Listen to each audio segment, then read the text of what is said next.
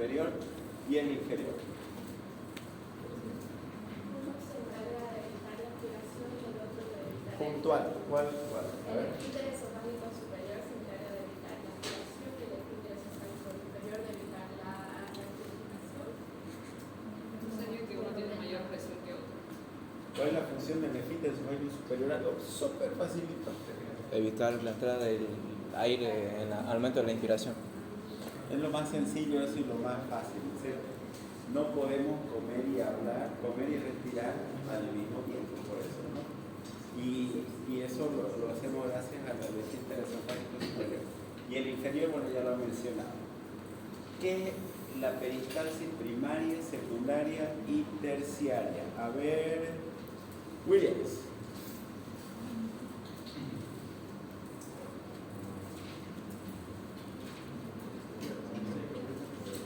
Peristaltismo primario, secundario y terciario, ¿qué es?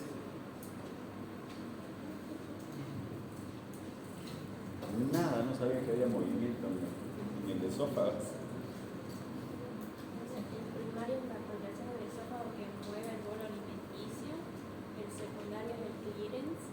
¿Por qué? El clearance Pero es algo más, claramente hay algo más. la ¿Cuáles son fisiológicos?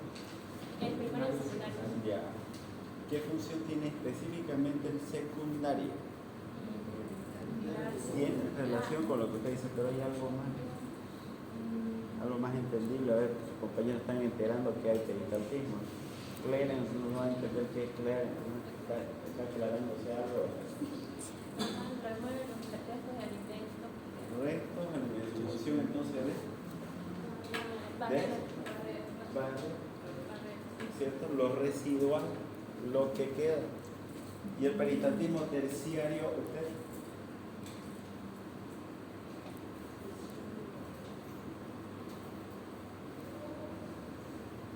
Janine, terciario. Mariana, terciario. Solange, terciario. Saído, terciario. ¿Ah?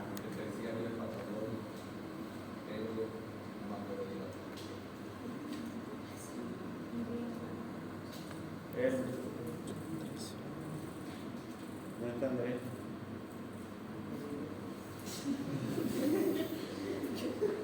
Terciario. Toda la dirección. ¿Quién sabe?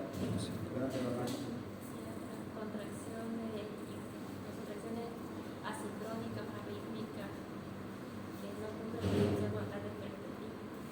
Que no cumplen una función como tal del peristaltismo son contracciones patológicas, ¿cierto? Bien. ¿Qué dato clínico orienta más a una disfagia mecánica y cuál orienta más a disfagia motora?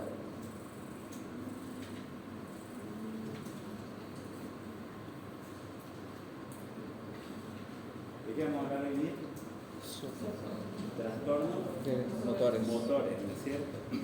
Trastornos motores están relacionados a la disfagia motora y la mecánica. Una de las razones puede ser las disfagias orofaríngea. ¿Quién sabe? Quizás el tipo de disfagia, doctor. Dato clínico, a ver. Por ejemplo, si es mecánica, la disfagia es progresiva. Va a ir de sólidos grandes, más pequeños, hasta llegar a líquida. Y en cambio, en la disfagia motora, entre todos los motores son disfagias a sólidos, a líquidos al mismo tiempo. O sea que, Muy bien, te felicito. La disfagia motora, mecánica, hay algo que está ahí obstruyendo y por lo tanto va a haber una disfagia que a los alimentos sólidos de forma progresiva. Puntual, ingresa algo de sólido y no va a poder pasar. ¿Listo? Disfagia sólida. En cambio, la disfagia motora habitualmente suele ir de líquido a sólido o sólido a líquido. igual. ¿Ah? Ambos. Depende cuál tipo de trastorno. Bueno. Pero habitualmente es así, es progresiva.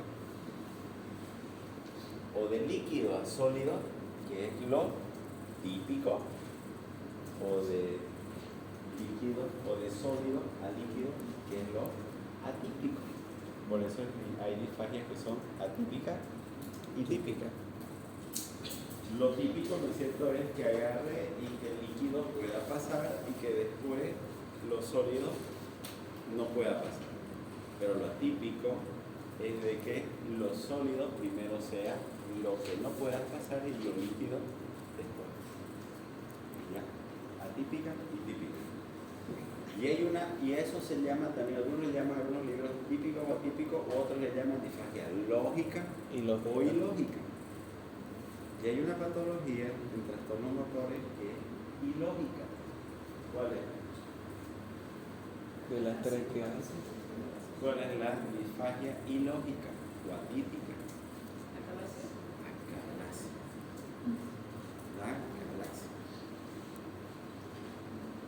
Bien.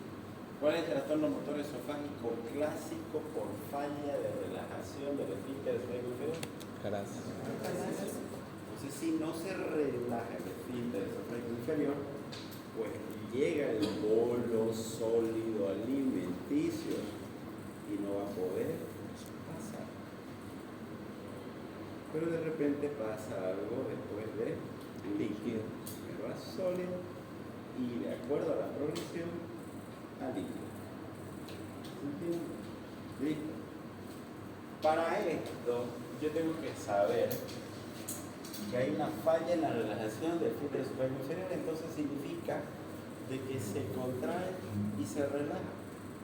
Y lo mismo debe haber acá arriba en el esfínter esofágico inferior, que se contrae y se relaja. Esto significa que para que se relaje tiene que haber una presión en cualquiera de los dos lugares. ¿Cuáles son las presiones a estos distintos niveles? A nivel del esfínter esofágico superior, ¿cuál es la presión que se maneja? 45 a 100. 45 a 100, ¿qué? Milímetros de mercurio. ¿Y el esfínter esofágico inferior? De 10 a 40. De 10 a 40. Entonces significa que cuando ustedes tienen un bolo alimenticio en la boca, tengo que hacer un poco más de fuerza para vencer esa presión y se abra el esfínter esofágico superior y pueda caer. Y el solamente hecho del peso y la gravedad y las ondas peritálticas hacen que se abra el esfínter esofágico inferior. Por eso no se necesita tanta presión ahí abajo. Aún no necesitamos hacer tanta presión, entonces es lo que ocurre en estos trastornos motores. ¿Qué tipo de músculo tenemos a nivel del esófago? ¿Qué parte del estriado? La parte superior es estriada. Ya. Y el tercio inferior es liso. Si es estriado, entonces depende de mí. Sí, es voluntario. Voluntario. Es voluntario. Y el tercio inferior es involuntario. Pero para que sea involuntario, alguien le tiene que dar el movimiento también. ¿No es cierto? Entonces hay una inervación.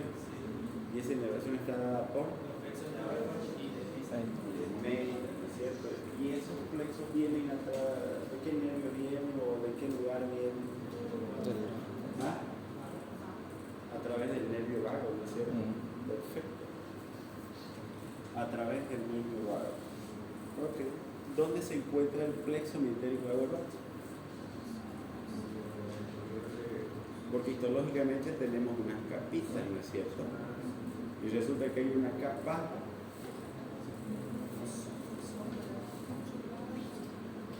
longitudinal circular, ¿cierto? Y ahí entre medio, ¿quién está? Plexo mientérico. De Auerbach. Y entre esa circular y una muscular mucosae está el plexo de Somos cosas de Mason. Mason, ¿no es cierto? Fácil, ¿no es? Para que vean que se acuerden. Ok. ¿Qué síntoma obliga a pensar en patología esofágica y no solo en dispepsia?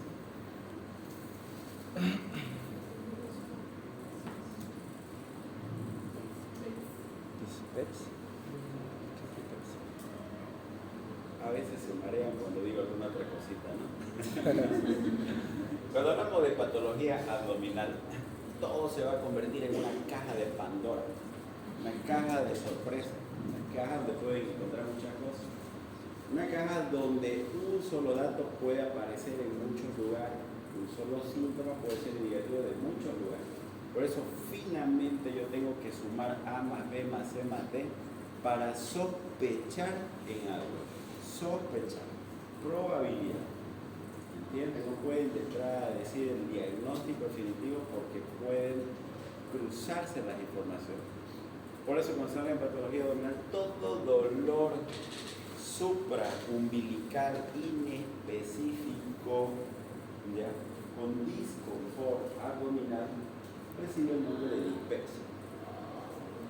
Todo disconfort supraumbilical o de mi abdomen superior inespecífico que causa disconfort se llama dispepsia, hasta que pueda yo seguir estudiando y ver la causa de esa dispepsia. ¿Será una úlcera gástrica, una úlcera duodenal? ¿Será una esteatosis hepática?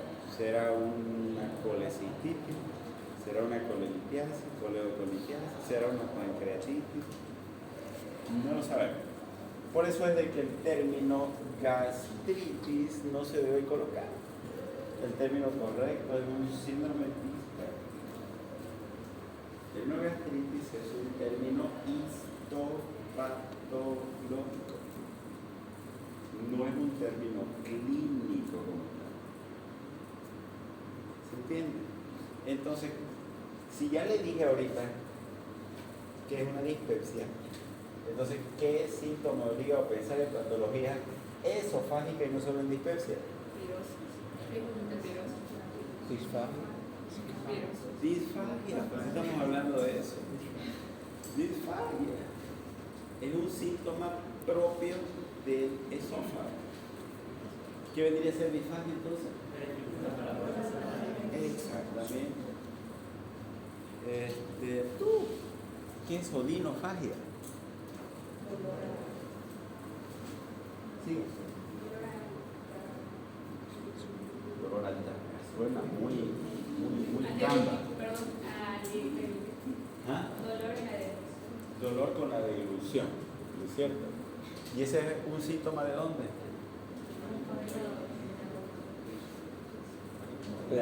La odinofagia es un síntoma propio del esófago. No, igual es por el gran respiratorio. Puede ser respiratorio también. Y es más frecuentemente respiratorio que esofágico. Imagen de la Totalmente una odinofagia. Cuando hay dolor, no debería haber dolor en una patología esofágica como tal, a no ser que haya absceso retrofaríngeo, retroesofágico, que comprometan e irriten e inflamen al esófago en su tercio superior. Pero habitualmente cuando tenemos una faringoamigdalitis, que compromete también la primera parte. ¿Listo? ¿Qué son las agruras? Sensación de acidez. Sensación de acidez, ¿en dónde? Nivel de la boca, ¿no es cierto? ¿Cuál es la diferencia entre regurgitación y reflujo gastroesofágico? ¿Tú? No hay diferencia. ¿Tú? No hay diferencia. Detrás. ¿Tú? Diferencia entre regurgitación y reflujo gastroesofágico. Allá atrás. Usted levantó su mano. Oigan, el nivel de la acidez que lleva. No, más atrás levantaron su mano también. ¿O se estaba peinando? ¿Ah? Flavia. El reflujo es el mecanismo de cómo sube el ácido y cambia la alimentación y a lo que ya podemos apreciar la salida del contenido gástrico.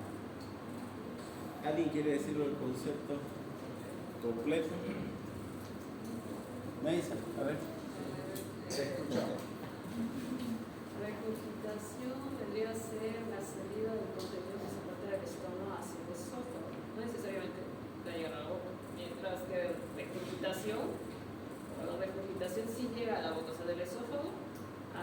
boca. Hay que ahogar y puede ser como una beneficio. No me había contenido de ustedes. No comiencen a inventarse. Sería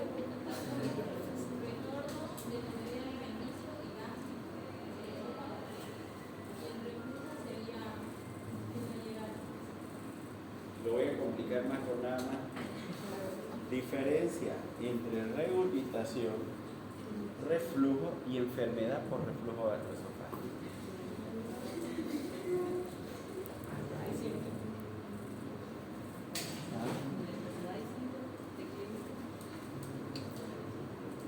Vamos, que si no seguimos avanzando en esto, lo doy por avanzada la clase. Vamos, diferencia, regurgitación, reflujo gastroesofágico y enfermedad por reflujo gastroesofágico.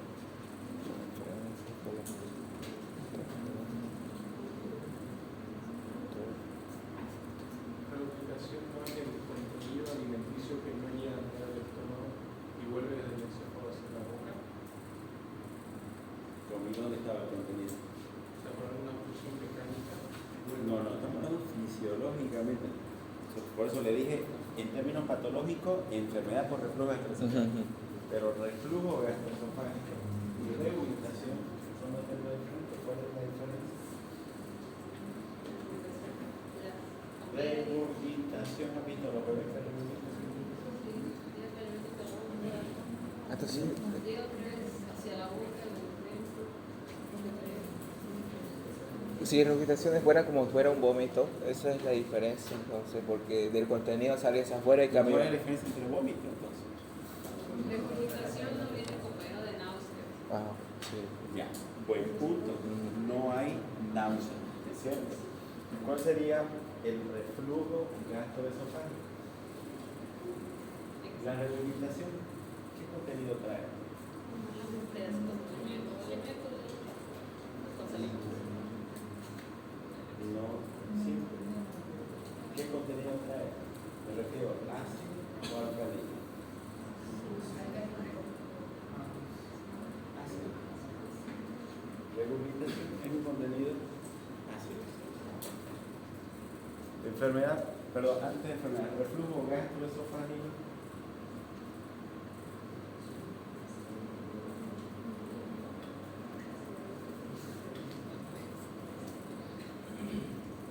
Sí, Después vamos. Si tienen las diapositivas del año pasado, del año pasado, no dio. Y enfermedad por reflujo gastroesofágico. ahora sí, por un trastorno motor que se ocasiona el reflujo. El trastorno motor también sí, pero ¿cuál es la diferencia? De enfermedad por reflujo gastroesofágico. ¿Ah? Más allá de eso. Puede que haya cambio histológico, puede que no haya. ¿Ah? El tiempo podría ser. ¿Qué tiempo? El reflujo no puede durar 3 minutos y la enfermedad puede durar más.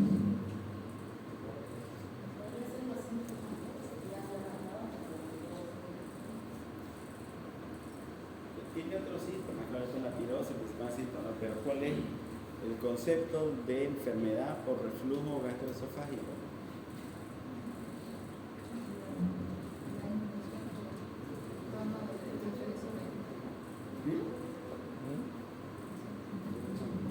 Ya pues, ¿cuál es la diferencia entre el resto? Uno dijeron el tiempo, ¿no es cierto? Entonces hay más cantidad de veces que está expuesto, ¿no es cierto?, el esófago, el contenido ácido o alcalino en el esófago, ¿listo? Más allá de 5 minutos en 24 horas, demostrado a través de una pH-metría, unos estudios, ¿no es cierto?, funcionales del esófago. Pero que hay algo más allá. La enfermedad por reflujo gastroesofágico, ¿sabe la exterior? Si no sale al exterior, hay algo que se agrega que dice y va más allá del artículo científico.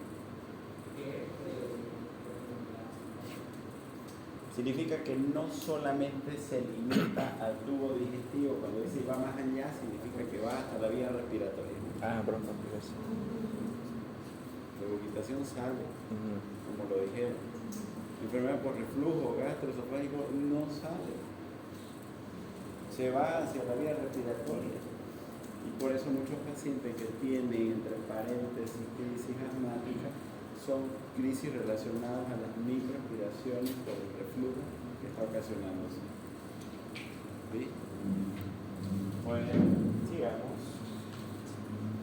¿Qué significa que un paciente tenga dolor torácico no cardíaco de origen esofágico?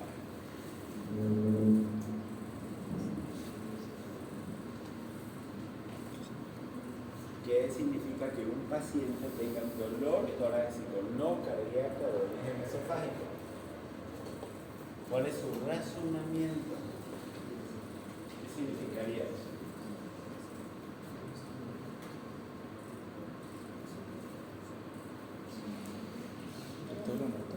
¿Cómo analizarían eso? ¿Qué significaría para ustedes que el paciente finalmente, al final de que anamnesis, examen físico, no resultó ser un dolor torácico no cardíaco porque el origen era esofágico? ¿Qué significa? ¿Ah? Tienes una emergencia, no se va a morir de síntoma. ¿Qué significaría para eso?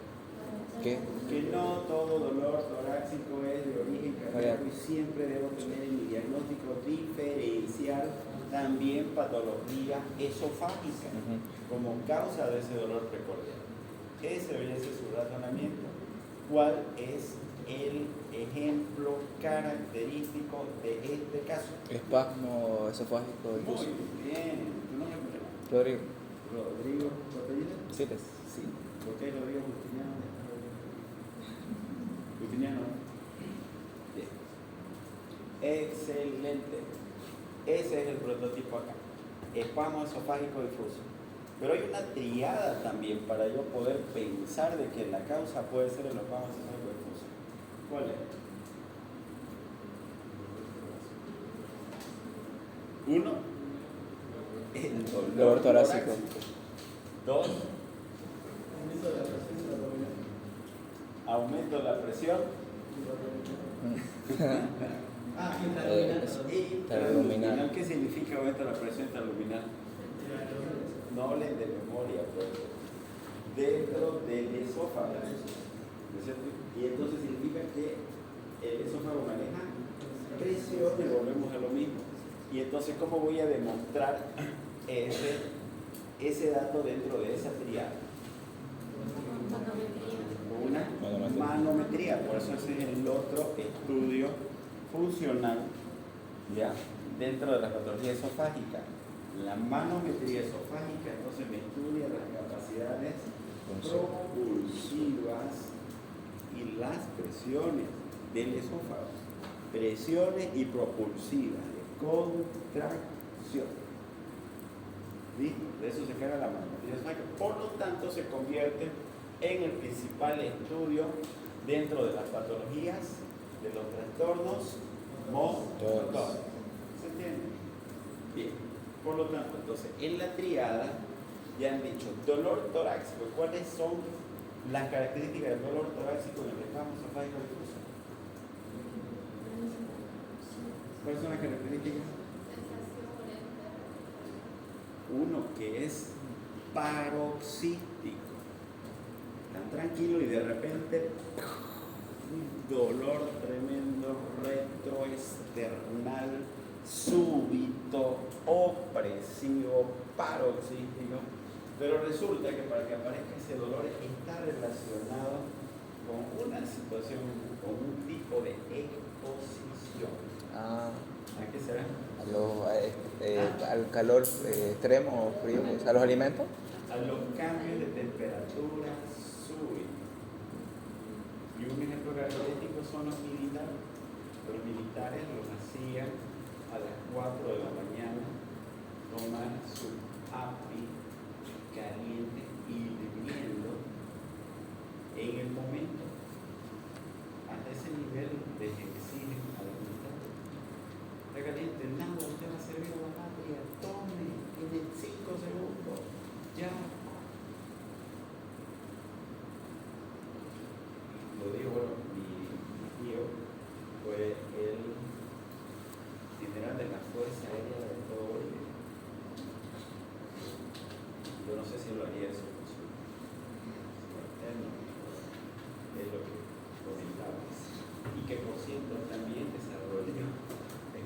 esofágico difuso.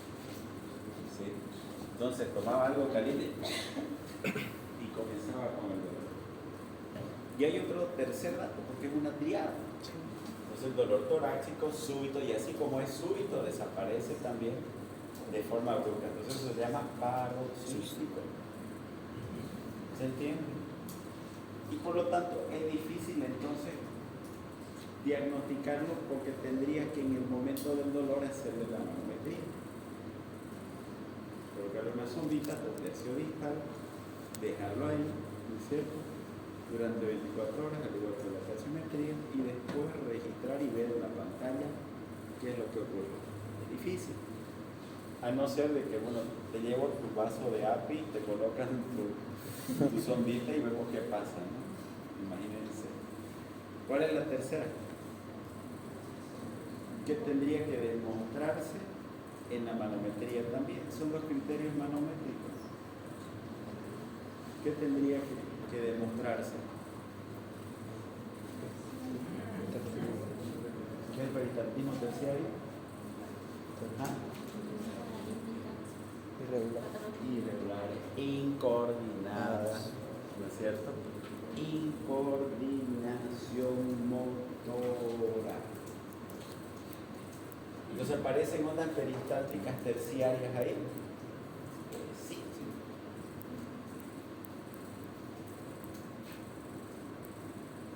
Fácil, ¿no? Entonces el espasmo esofágico difuso es uno de los diagnósticos diferenciales más comunes que deben tomarlo en cuenta. Y ese vendría a ser un trastorno motor del músculo estriado o liso. Del músculo liso. ¿Y qué pasa si yo le pongo contraste a ese esófago en el momento que está con el dolor? Le pongo un contraste para que tome y que me pueda dibujar todo el esófago. ¿Cómo se vería ese esófago en una esofagografía? ¿Ah? ¿Qué se llama? Imagen en Saca-Korch. Esa es la imagen característica que se ve. Y es peligroso eso, tener un espacio esofágico difuso. Imagínense que se pueda ir ese bolo alimenticio hacia la vía respiratoria y ocasionarte, no sé, un atragantamiento. Y entonces hay medicamentos que se pueden utilizar para esa situación. ¿Cuál creen que sería?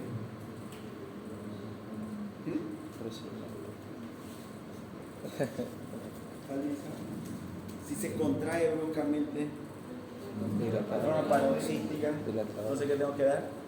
Relajante muscular. Una opción sería dar relajante. ¿Qué relajante podría ser? Bloqueantes. Sí, bloqueantes canales de calcio. Bifedipina podría ser una buena opción. Neutral.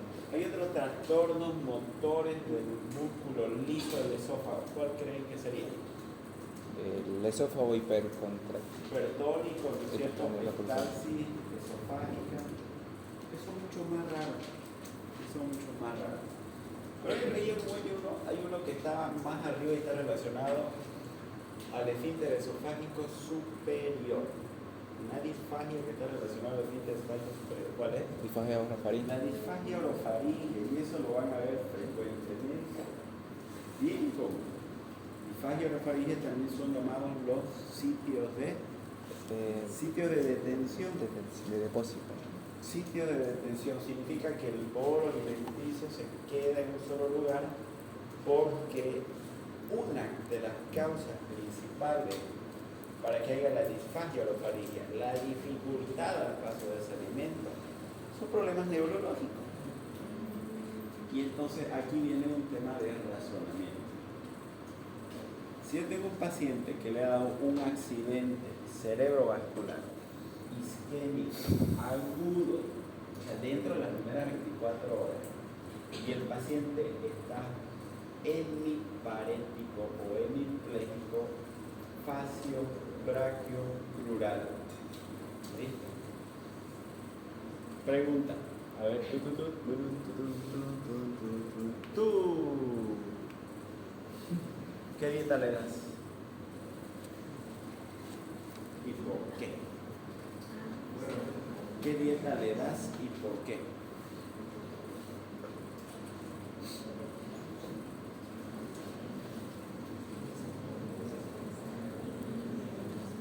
¿Se entiende? ¿No? ¿Qué dieta le das y por qué? Te veo con cara de querer responder. Vamos. Esa líquida, ¿Ah? una disfagia, una dieta líquida. Dieta líquida, dice. ¿Qué dieta habla? No. ¿Qué dieta le das? Nada por llorar. Nada por llorar. ¿Por qué? Está en el palético una parte del Correcto. Eso hay que enseñarle a los internos y hay que enseñarle a los residentes. Y espero que no se olviden nunca eso. Cuando el paciente tiene ACV no significa que sea la mitad de la cara, el brazo y la pierna. ¿Qué pasa con tu esófago? También se vuelve hemiparético. No se contrae, no se mueve. Y si le vas a dar dieta, pues va a ir a hacer una disfagia orofaringe. Se va a atragantar, se va a asfixiar. Entonces es un error. Lo correcto inicialmente entonces es proteger vía aérea. Y entonces voy a proteger a través de dos medidas. La posición semi-Fowler y segundo, sonda de alimentación.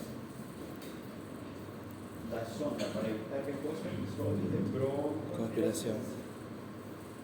Ahora, resulta que a partir de los 40 y 45 años, el tono del esfínter esofágico inferior comienza a disminuir. ¿Sabían eso? ¿Sí? Si comienza a disminuir, ¿qué significaría eso? ¿Cómo se traduce? ¿Cómo se traduce a la realidad? El tono es que esté así. Llega la comida, pero si pasa más de 40 años, ¿qué significa? Que disminuye el tono. Por lo tanto, comiste, por presión cayó, pero no terminó de cerrarse adecuadamente. Te echaste y el contenido de tu estómago llega hasta tu boca y va a ser la vía respiratoria. ¿Quiénes tienen más probabilidades de eso? Toda situación que genere un aumento de la presión intraabdominal.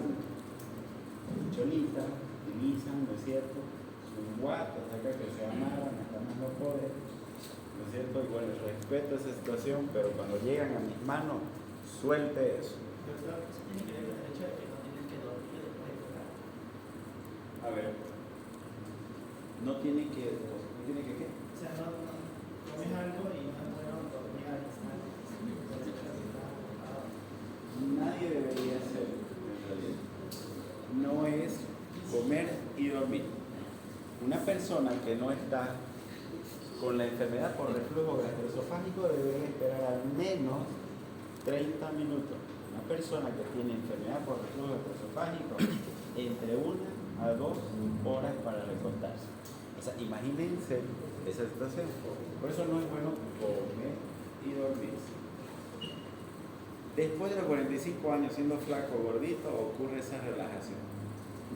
En las personas que son gorditas como tal, ¿ya? Entonces, o en las personas que tienen problemas cerebrovasculares, pacientes postrados, pacientes con problemas neurológicos como tal, todos deben guardar una posición de 40 grados o semi-Fowler.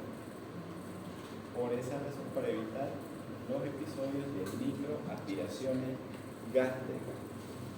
Entonces esa es una de las medidas importantísimas que tienen que hacer. Las embarazadas también. Totalmente.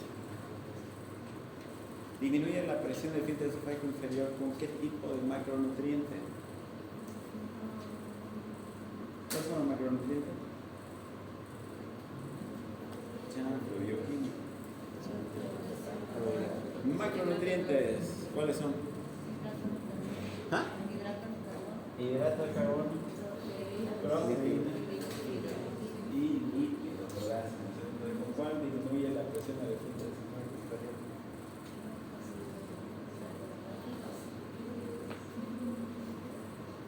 Ley se me deja hablar. No lo puedo decir. ¿Ah? ¿Con qué? ¿Con cuál? La grasa, líquido. Grasa y... ¿Ah?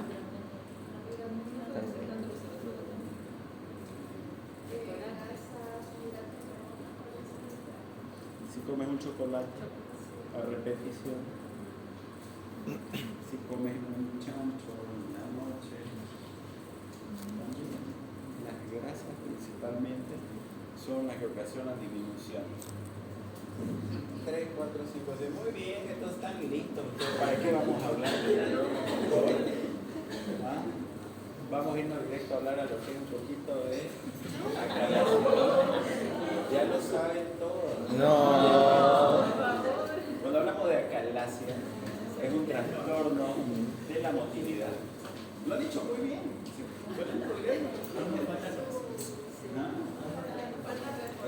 Con eso lo tienen que venir sabiendo. Se los puse para que vengan con esos conocimientos. ¿Listo? La acalasia es un trastorno de la motilidad del esófago que se caracteriza por 3 cosas principales. Ausencia de peristaltismo del cuerpo esofágico que se llama aperistalsis, demostrado mediante manometría esofágica, con una incapacidad de relajación del esfínter esofágico inferior en la deglución. Pero aquí hay 2. ¿Cuál sería la tercera?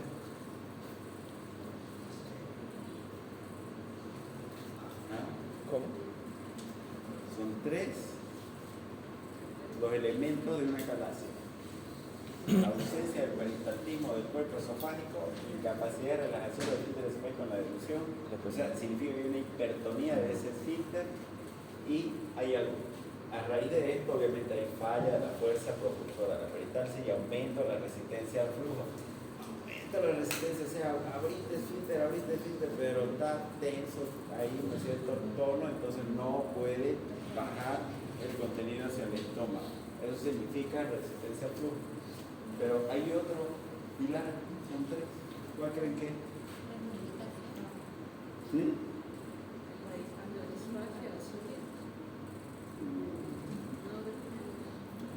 Bien, estamos hablando de la acalasia y la disfagia ilógica o atípica está bien, con aperistalsis, incapacidad para relajación de ese esfínter. Pero hay algo más. Destrucción de las células inhibitorias del plexo de... Eso es muy histológico. Hay un dato más. Mega. Mega esófago.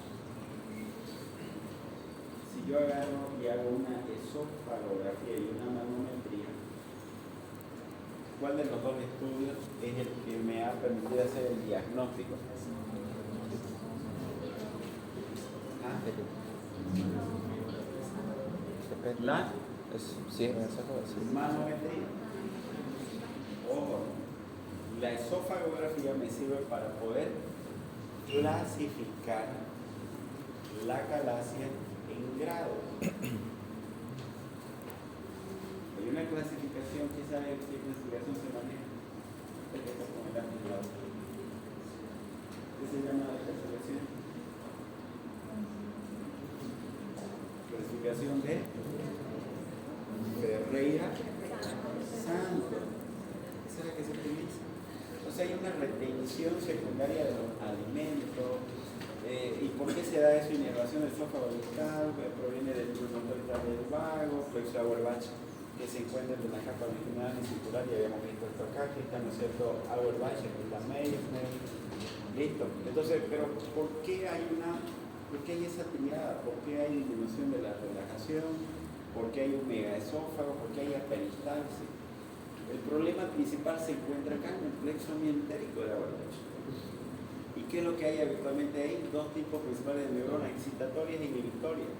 Las excitatorias provocan la contracción. Las inhibitorias actúan sobre la capa muscular a través de espectro intestinal vasoactivo, entonces se dice que hay una alteración neuroanatómica con ausencia o reducción del número total de las neuronas del plexo meentérico. ¿Cuáles neuronas son ustedes? ¿Las excitatorias o las inhibitorias? Dice que ausencia o reducción del número total de neuronas del plexo meentérico. ¿Cuál? Les acabo de decir. ¿Ah? ¿Qué será eso? Las contracciones se producen por excitación de neuronas o por inhibición. Excitación. Y si no hay quien las excite, no se mueve. El esófago, así. Cuidado con el esófago. Dentro de las causas, ya hay una que es conocida, se cree que está relacionada a la autoinmunidad. Y como siempre, ¿no? Cuando no se encuentra la causa, le echan la culpa a los genes, ¿no es cierto? Entonces, una de las causas actualmente está relacionado a los complejos mayores de histocompatibilidad clase 2 de QW1. Pero hay otra causa y quizás es la más frecuente. ¿Cuál creen que es la más frecuente? Chaga. El Chaga afecta a 4 lugares. ¿Cuáles son? Corazón. Y ya se perdió. Por eso le pongo el que menos lo conoce. ¿Y el cuarto cuál es? Invéntense. ¿Ah? ¿Cuál es el cuarto lugar donde afecta el Chagas? ¿Cuál es el cuarto lugar? Yo sabía 2, yo sabía 3. ¿Cuál es el cuarto? ¿Quieren que se lo diga así fácil? Sí. Mascarito quieren. ¿Ah? ¿Dónde creen? ¿Dónde? ¿Ya le dijeron la pista? ¿Ah? ¿Dónde? Cerebro, pues. Cerebro. Como no sabías. ¿Ustedes sabían que hay? ¿Sabían ustedes que hay meningitis por Chaga? Meningioma.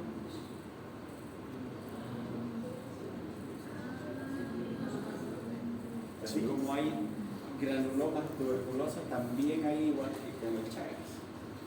Hay otros procesos virales como el herpes zóster, el sarampión, pero en nuestro medio son dos las patologías más frecuentes. Al parte, si no la detectas de esas dos, le vas a echar la culpa a los genes. Parkinson. Le hiciste Lisa, le hiciste IFI, le hiciste HAI. Esas son las 3 pruebas para Chagas, ¿no es cierto? De las 3, ¿cuántas tienen que salir positivas? 2, para decir que es chagásico, entonces con una sola no sirve. Pero se supone que se le pone negativo y no es Parkinson. Y tampoco es herpes. ¿Cuál es la causa entonces? Desconocida. Es lo que acabo de decir, no se olvide. Bien, entonces, ¿qué hemos dicho? Síntoma principal, disfagia excesiva y nógica. Ya con exacerbación de líquido frío o el estrés, regurgitación, alimentos no digeridos 60%, dolor torácico, retroesternal 30-50% y pérdida de peso ovaria. Peligro de aspiración por broncoaspiración. Si hemos visto acalacias en el hospital infinidad de veces, la mayoría terminaron en cirugía. Hemos visto acalacias grado 4 cuando ya al borde de que ni siquiera pueda pasar una sonda de alimentación. Una enfermedad más allá de estos síntomas que causa un aislamiento social. Un aislamiento social. Imagínate ir a una reunión teniendo acalacia, tener que tomar agua o comer algo mínimo, pero te acercas a tu vecino que está al lado y cada palabra que estás diciendo estás lanzando cualquier cantidad de perfume que no agrada. Lo se llama halitosis. Entonces, por esa situación que ellos no salen, se quedan en su casa, se aíslan, van perdiendo peso progresivamente, se vuelven sarcopénicos. Es tremendo al margen de estos síntomas. Lo más importante es que terminan deprimidos, aislados, solos. Y cuando te quieren hablar, muchas veces no te hablan directo, hablan hacia abajo, o están con los el olor que van a transmitir es muy malo. La clasificación de Ferreira Santos clasifica la calasia en 4 grados. Grado 1, no hay dilatación, ligera éxtasis, disquinesia motor. Solamente voy a encontrar una ligera éxtasis, algo de contenido en la esofagografía, está reteniéndose acá, pero el tamaño, el diámetro del esófago a nivel distal sigue manteniéndose, pasa el contenido hacia el estómago. En el grado 2 ya hay un megaesófago, con diámetro mayor a 4 centímetros, pero menor a 10 centímetros. Falla la coordinación motora, el tono todavía está mantenido. Aquí ya esto es mayor a 4 centímetros. En el grado 3 ya es un teatro avanzado que si bien está en el grado 2, 4, pero menos de 10 centímetros, en este está entre 8 y 10, pero ya hay una hipotonía. ¿Listo? Y da la apariencia en el grado 3 de que fuera qué cosa. ¿Qué apariencia tiene este esófago?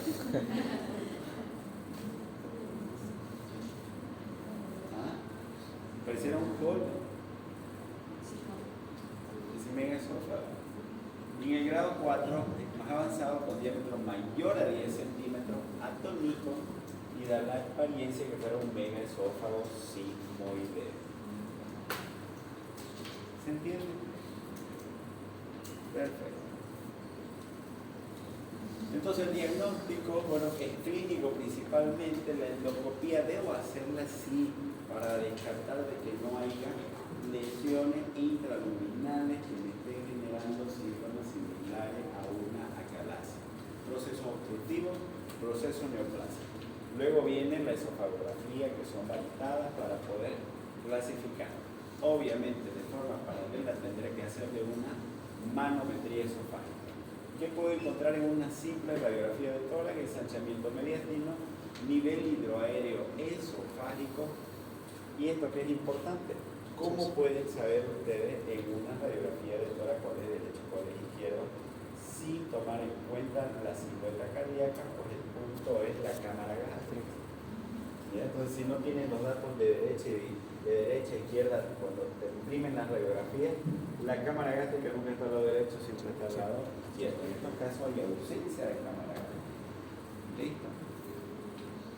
Puede haber datos secundarios. Imagínate cómo va a dormir esa persona si no está llegando el contenido del esófago al estómago. Y sabe que si se va a echar, pues todo se va a venir acá constantemente, evidentemente. Es terrible. Y así se va viendo con el tiempo. Miren acá, comienza a haber un megaesófago, ¿no es cierto?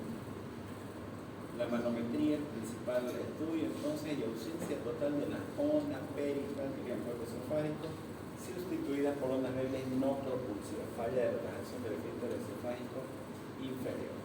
¿Con qué se puede complicar esto? Obviamente, esofagitis, estenosis, hemorragia, perforación, broncoaspiración, y se ha visto que está relacionado también, aunque mínimo el porcentaje alrededor del 2 al 5% de carcinomas escamosos. ¿Ya? Por lo tanto, se considera una enfermedad precancerosa. Imagínense, en 146 pacientes con acalasia seguida durante 23 años, en este estudio 12% de las muertes fueron causadas por cáncer de esófago.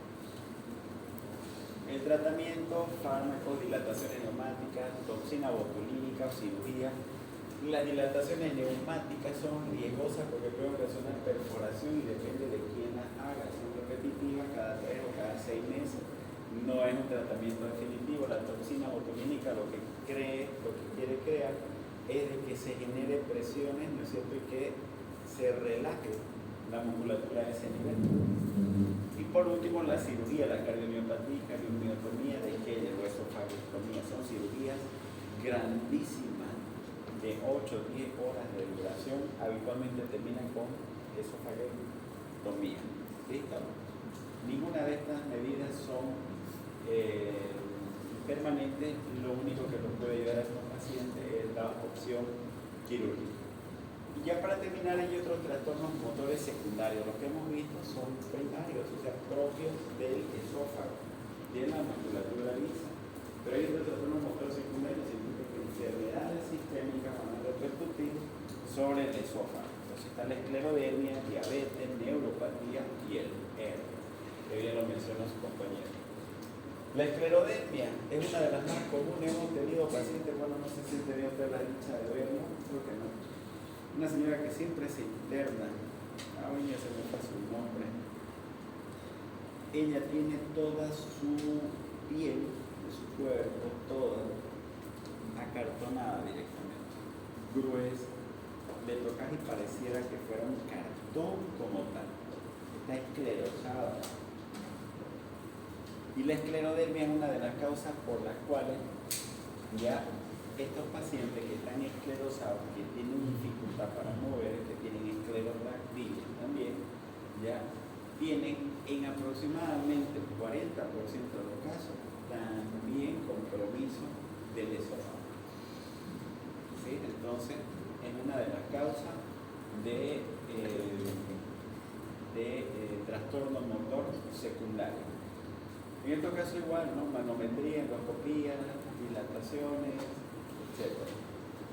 Hay otras causas autoinmunes, reumatológicas, las polimiositis y dermatomiositis, que son igual causas secundarias, no son frecuentes, son raras, pero hay otras que son más frecuentes. Entonces la diabetes mellitus, ¿listo? La enfermedad de tiroidea, hipertiroidismo, la amiloidosis, el alcoholismo. Y si me preguntan entonces cuál es la causa más común, el alcoholismo, los borrachitos, ¿no es cierto? Que actualmente se meten todos los fines de semana, todo el tiempo andan con trastorno motor esofágico. Están relajados, ese ambiente inferior y fácilmente tienen episodios de reflujo, esofagitis, todo el tiempo. ¿Sí? Muy bien. Así de sencillo como terminar. Vamos a hacer lo siguiente: se van a agrupar en familias, como hemos quedado, y mientras se van agrupando y vamos viendo este caso, voy a ir llamando hacia adelante para que vayan viendo sus exámenes. ¿Listo? 5 sillitas, por favor, aquí adelante, pongan, por favor.